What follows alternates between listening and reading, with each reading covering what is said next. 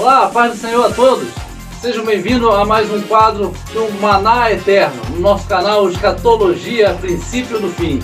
Estou aqui com um imenso prazer de estar um bate-papo hoje aqui com o meu pai, pastor Jonas Jorge, pastor da Igreja Metodista Nova Sião, onde nós congregamos aqui em Armação dos Búzios.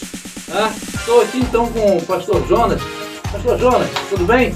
Tudo bem, é um prazer imenso poder participar desse quadro e levar algumas experiências para os ouvintes, para que isso possa preencher também na vida dos irmãos algo que possa ser necessário para complementar aquelas bênçãos que os irmãos com certeza já têm também no Senhor. Amém, que maravilha, é isso aí. Voltamos já com Maná Eterno, experiências de vida espiritual, na vida espiritual do pastor Jonas. Já voltaremos.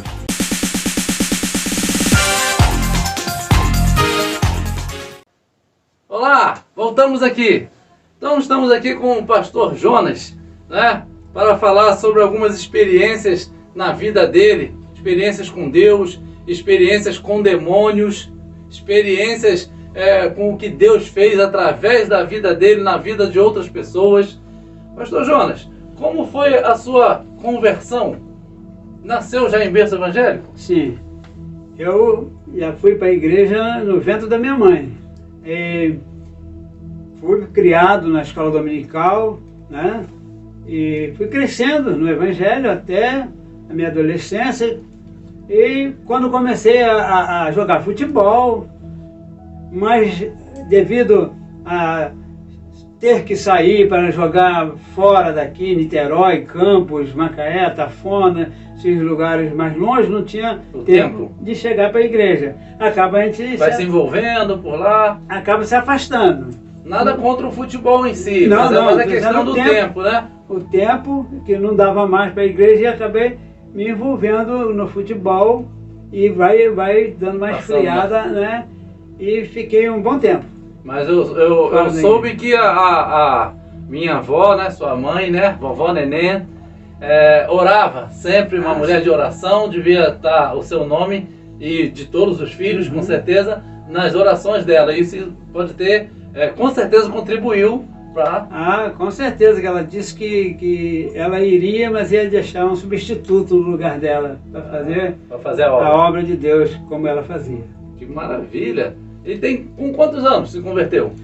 Olha, eu, na minha consciência mesmo de homem, foi com 33 anos, foi quando eu parei de jogar futebol. 33 anos o senhor decidiu parar o futebol para poder se dedicar mais às coisas de Deus. Porque aí foi quando eu verdadeiramente já um pouco antes eu comecei a ir aos cultos, minha esposa já estava na igreja acompanhando, foi revivendo os bons momentos da época, e até um certo dia decidi com o meu próprio irmão, Jonatas, que estava pregando nesse dia. Tio Tata, pai de Tetê, pai de Jorge, pai de Josi e pai de Guigui. Nossos primos aqui, tio Tata, um beijão aí, um abração. Que maravilha, se converteu com o próprio irmão. Isso é muito bom. Então, com 33 anos de idade, o senhor está com quantos anos agora? 76. 76, 33 para 76 são 43.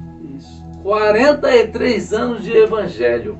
Não é fácil, É uma grande carreira. É um espaço muito grande de tempo dedicado ao Senhor. E com certeza tem muitas experiências, Então, 43 anos é de conhecimento, na nossa cidade e até em outras cidades, a experiência que o senhor tem na área de cura. Deus lhe concedeu o dom de cura, Tem algumas experiências que possa contar com alguma coisa que aconteceu com alguém? Tem várias, que eu sei.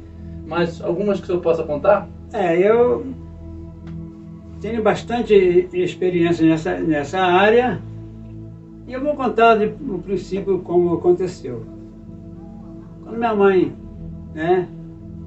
esteve doente, que acabou falecendo, eu tive um sonho. E nesse sonho, eu sonhava que eu podia orar por ela e até Deus fazer a obra. Só que eu não fiz, não tinha nenhuma experiência. Aí, só minha mãe acabou falecendo. E morreu seguro na minha mão. Experiência. Né? E eu perguntei para ela, minha mãe, a senhora tem certeza da sua salvação? Eu disse, eu tenho, meu filho. Ela estava doente, foi operada. Já né? bem velhinha. Já bem idosa. E passado um tempo chegou aqui em Búzios, né? A mãe da atriz Darlene Glória, com uma outra senhora aí, e ela disse para mim que ó, Deus está te dando o dom de curar. Daí para cá começou a aparecer oportunidades para eu testar a mim mesmo, né? Como diz a própria palavra, né? Que a gente precisa provar nós mesmos, que a gente está permanecendo na fé. Provai-vos a vós mesmos se permanecer na fé.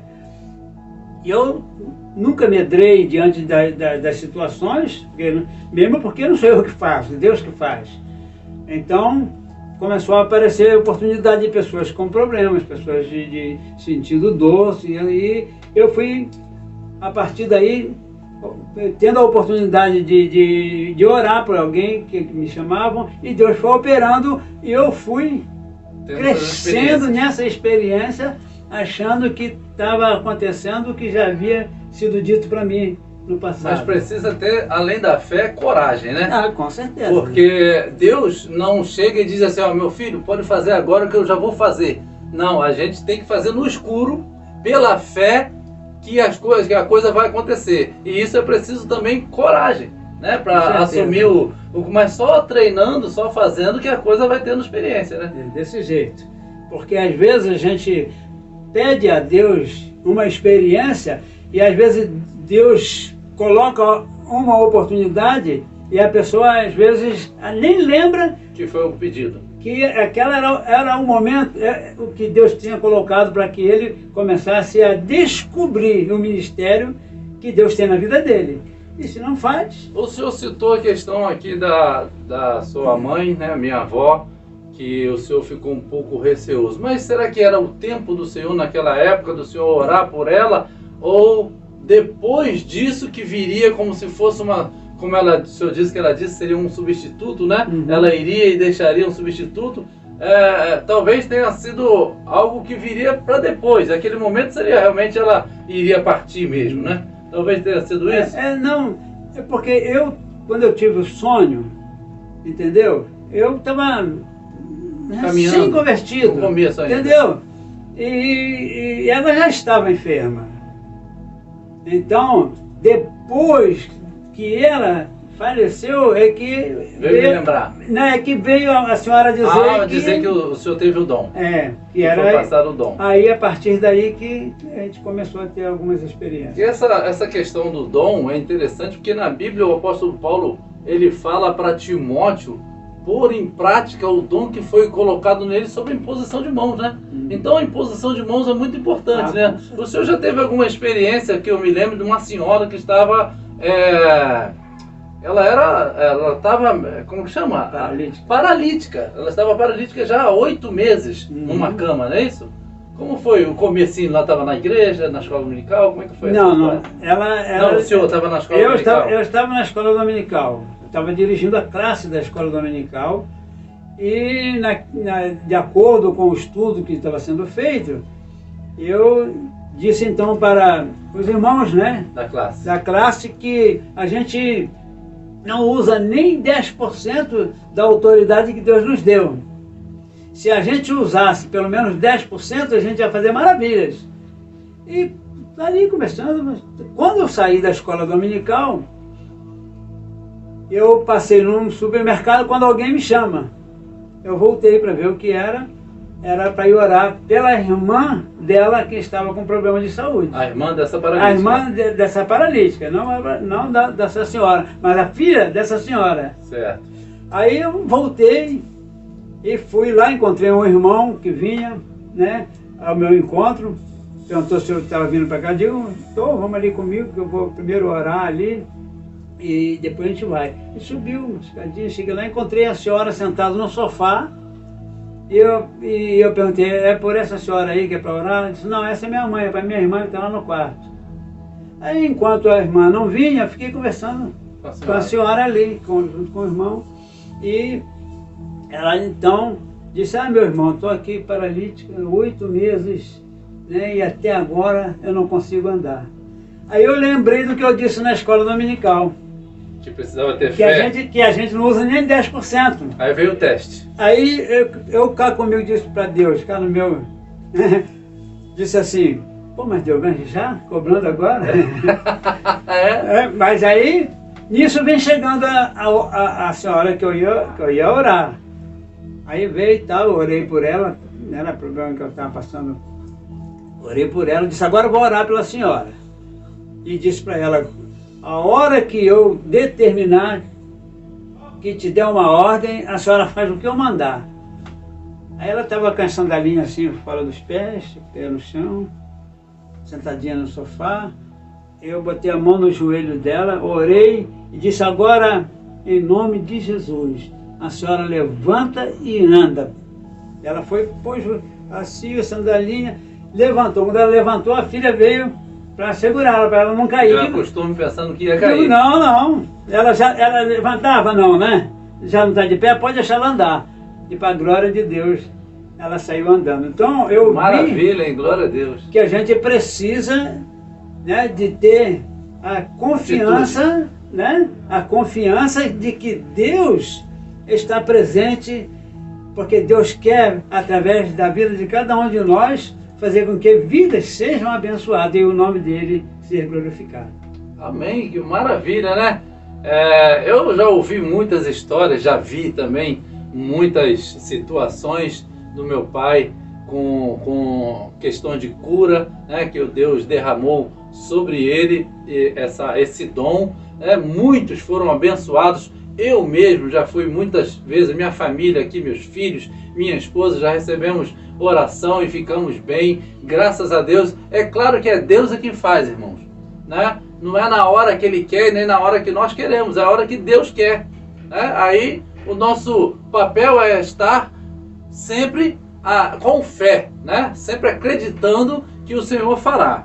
Agora, tem mais alguma outra experiência de cura? De alguém que o senhor lembra assim? Ou eu lembro de uma questão, já não é cura, mas de demônio que impôs uma mão assim e levantou a pessoa, que estava uma pessoa toda reta no chão, dura. Já tive na questão de cura também, já orei por uma senhora de uma outra igreja, né?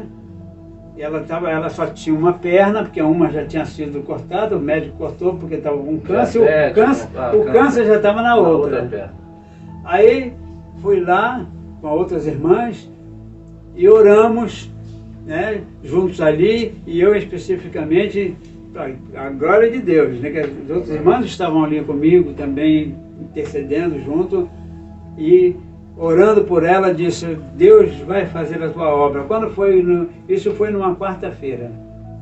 Quando foi num domingo, na escola dominical, eu disse, olha, aquela irmã que a gente orou, Deus vai curar, porque ela só tem uma perna, o médico já vai cortar a outra. Aí a falecida irmã Glória, que trabalhava no posto ali, mãe da Kelly, que trabalhava no posto, disse, olha, ela esteve lá no sábado, e o doutor Marcos Feliciano disse assim, vamos olhar aí para dar uma olhadinha para a gente fazer o serviço, para marcar. Já vai cortar.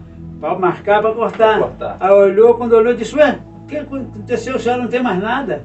Glória a Deus. E ela fizemos culto de ação de graças, e ela durou mais alguns anos, que ela já era velhinha, e ela faleceu. Uma outra irmã também, que a gente fazia trabalho, né, de cura e libertação, e a filha chamou, vai lá para que o irmão Jonas possa orar pela senhora, que ela estava com câncer no pulmão.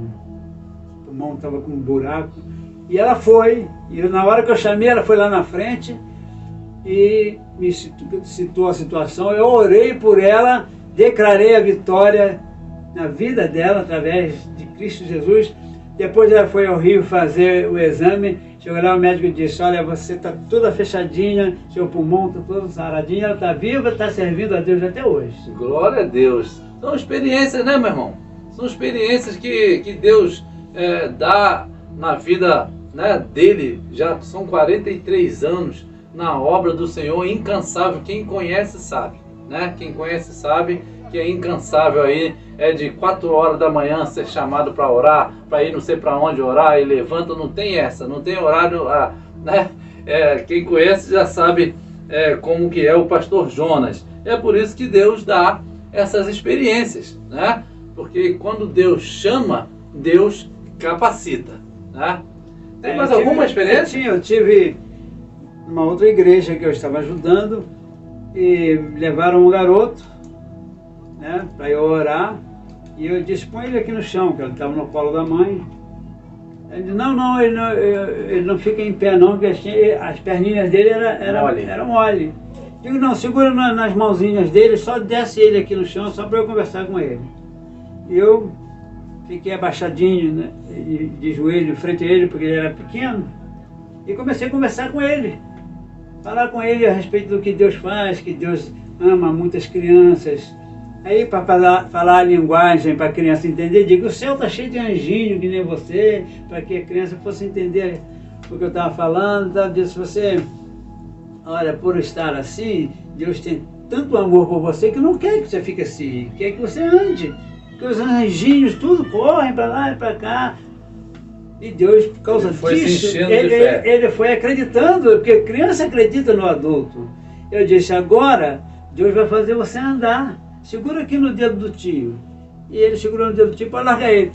E ele saiu andando. Glória a Deus. Isso emociona a gente, né, meu irmão? Isso emociona a gente, porque são coisas que a gente não vê a qualquer momento, não vê em qualquer lugar, não vê a todo momento, né? São experiências maravilhosas, né? Você vê, imagina a alegria da mãe dessa criança. Era uma mãe que estava ou era o pai?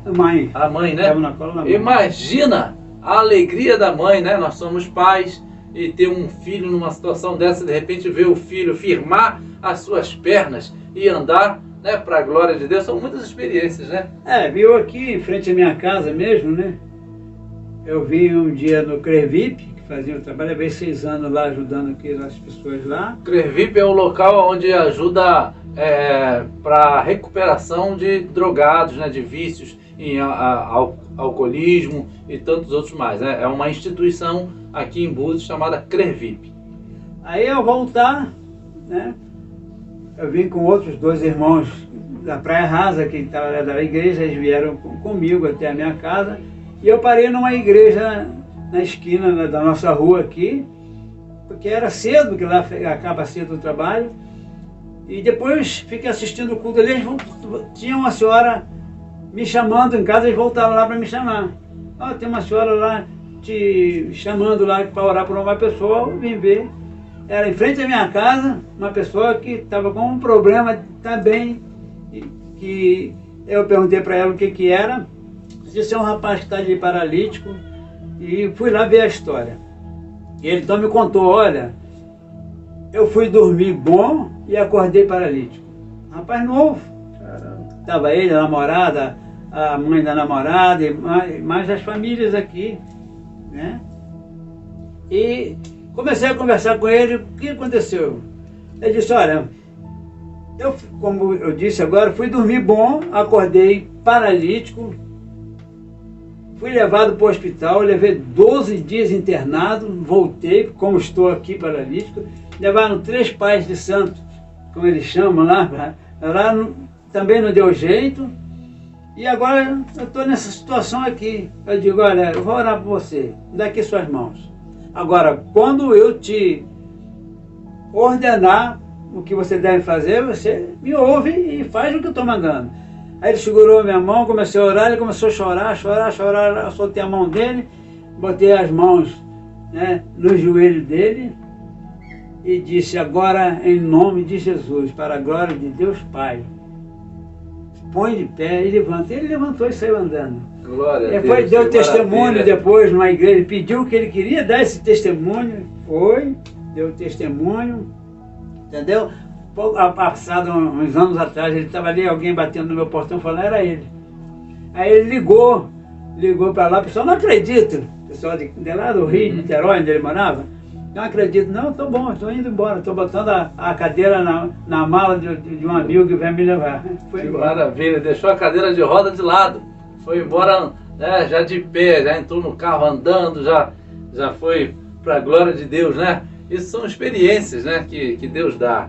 Agora tem um outro lado de experiência além da cura, que é com manifestações de demônios, né? De todos os tipos, né? Tem uns que são abusados no sentido de querer ser valente, né? Tem várias experiências nessa área também, né? Porque trabalhar nessa área, a gente precisa estar muito ligado, porque nem sempre o demônio que está na vida da pessoa, ele se manifesta com movimentos, envolvendo a pessoa, jogando no chão, e às vezes, uma experiência. Eu estava um dia na igreja que eu estava trabalhando, né? E que estava eu e um outro irmão e uma outra, era uma mocinha, porque era nova, mocinha no bom sentido da idade, mas ela era casada, tinha esposo, tudo. E estava conversando nós três ali, esperando os irmãos chegarem, batendo um papo assim, né? Qualquer. E de repente eu olho para o rosto dela assim, e falei assim, eu estou falando com Suziele, que era o nome dela, que era do Rio, de Niterói. Estou falando com Suziele, não é com você não. Aí ele deu a maior gargalhada na minha cara e disse assim, eu queria te enganar. Ele estava ali escondido. Estava ali nós conversando, nós estamos aqui. Normal.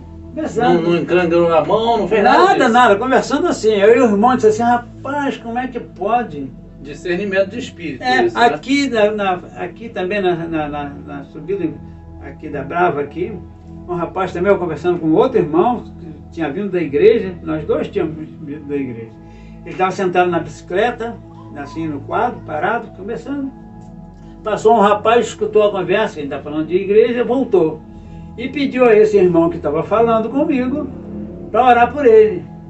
Aí ele disse assim, não, o irmão Jonas vai orar por você. É na beira da rua ali, eu digo, eu vou orar por você. Ele contou algumas situações que ele estava passando, negócio de obra, ele estava parado e tal. Aí eu botei a mão no ombro dele, assim, para orar, ele baixou a cabeça, aí eu falei pro irmão, já entrou demônio. Vejam! É Satanás! Só baixou a cabeça assim? Só baixou a cabeça, disse, já entrou demônio. Parece que ele vai dizer alguma coisa. Aí disse, mas como, rapaz? Assim, seu nome? Zé Pilintra. Tu vencestes. Ele falou desse jeito, né? Então, Deus operou ali, libertou esse rapaz, entendeu? E entre essas e outros, um dia eu estava pregando numa igreja e quando acabou o culto, que a gente vai saindo na porta da igreja, tinha um rapaz parado assim na frente da porta da igreja. Aí quando eu desci, tinha uma calçadinha, eu desci, ele falou assim para mim, bonito, né? Quer dizer que o senhor prega lá e eu aqui é que pago, né? Digo, por quê? Porque eu estou duro aqui. Eu vinha passando em pé, eu vinha passando na frente da igreja, agora não posso me mexer nem para lá nem para cá. Ficou paralisado. Ficou endurecido. Não sei qual era a intenção dele, o que ele ia fazer. Aí ele disse assim, você está livre, vai embora em nome de Jesus. Toquei na cabeça dele, para a glória de Deus. Ele saiu. Saiu muitas vezes, eu vi isso. Tem experiências, situações que o demônio vê alguma coisa na sua mão, que eu já vi o senhor mostrando a mão assim, mandando ele olhar a pessoa que está, né, o demônio no corpo da pessoa e ele... já aconteceu muitas vezes, você mesmo já viu. Já vi várias. Então, às vezes a gente, né, deparava com situações assim, né, de pessoas atribuladas e sem precisar de manifestações, né, visíveis. Mas eu olhar nos olhos dessa pessoa, eu já descobri que ela tinha algum problema espiritual e digo, olha aqui para minha mão, porque a minha mão tem fogo. Olha firme. E era olhar, às vezes eu não conseguia olhar, manifestava, às vezes caía, né? Então, porque é já no mundo espiritual no isso. mundo espiritual, a pessoa estava vendo o que estava nem eu mesmo, nem você, vê o que Deus colocou na sua mão. Você que vê, tem que ter esse conhecimento pela fé. Entendeu? E ter a ousadia de mostrar, porque o diabo vai respeitar. Ele não vai resistir aqui o fogo de Deus que colocou na sua mão, porque a oração, toda ela tem poder, mas de imposição de mão faz a diferença. Né? Essa é mais uma experiência, né? O apóstolo Paulo, como já falamos há pouco, já falou sobre a questão da imposição de mãos, tanto para receber o Espírito Santo, quanto para receber dons, quanto para expulsão, né? Expulsão de demônios, né? Mas teve um caso até que teve uma pessoa que disse que ia expulsar no nome do Deus de Paulo, e que o demônio, né, tem que ter também uma vida com Deus, para que Deus possa também atuar, né, no vaso que está ali com aquela autoridade. Né? Porque não é o Deus de Paulo. Isso eu conheço o Paulo, sei quem é, mas você quem é, né? Então, tem que ser Deus dela também. O Deus de Paulo tem que ser o meu Deus, tem que ser o teu Deus. O Deus do irmão, né, tem que ser o Deus do outro. Por quê? Porque não é automático. Deus é que tem que estar na pessoa para fazer. Porque não é a experiência do outro que alguém vai fazer alguma coisa. Alguém vai fazer alguma coisa pela experiência que ele tem com Deus. O que Deus faz na vida dele. Que o homem faz coisa nenhuma. O homem só é o instrumento de Deus para aquele momento. Para curar, para libertar, para ver, né, Deus operar. Agora, Deus, ele concede os dons às pessoas que pedem, seja ele qual for o dom, quando Deus vê que essa pessoa vai assumir aquilo que pede. Tem disposição para fazer. Porque Deus não vai dar uma experiência a uma pessoa que não vai ficar por ali mesmo. Que não vai fazer nada com ela. Eu costumo sempre dizer que a disponibilidade é Deus que nos dá. Ele só precisa que nós tenhamos disposição, né? Nós tendo disposição, a disponibilidade Deus arruma, porque a obra é dele, né? Então, outra experiência que o senhor às vezes conta é que uma vez estava pregando numa igreja e o senhor se sentiu um pouco fora do chão. Foi uma única vez também, né? Eu senti que estava flutuando.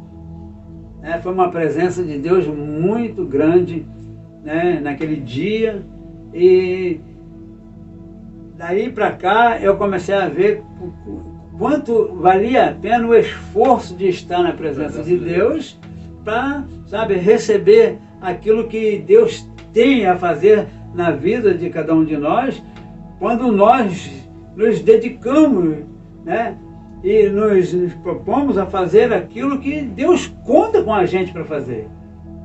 Deus colocou essa missão sobre os nossos ombros e a gente tem de assumir. Quando a gente assume, Deus assina embaixo. Estou junto. Jesus disse, quem me serve, siga-me.